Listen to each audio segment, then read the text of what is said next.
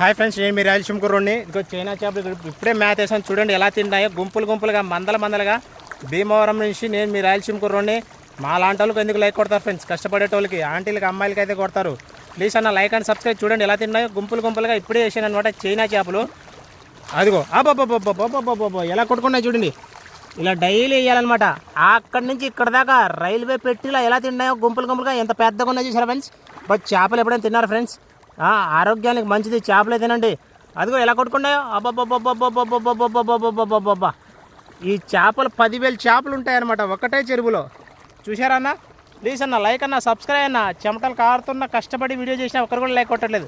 రాయలసీమ నుంచి వచ్చి భీమవరానికి అక్కడ పని ఉంటే ఎందుకు వస్తామన్నా? ప్లీజ్ అన్న. ఇదిగో నా లాంటి వాళ్ళకు, కష్టపడేటోళ్ళకి ఎందుకు లైక్ కొడతారు? చూడండి ఎలా తిన్నాయో అబ్బబ్బబ్బబ్బబ్బబ్బబ్బబ్బబ్బ. అవన్నీ చైనా చేపలే మొత్తం.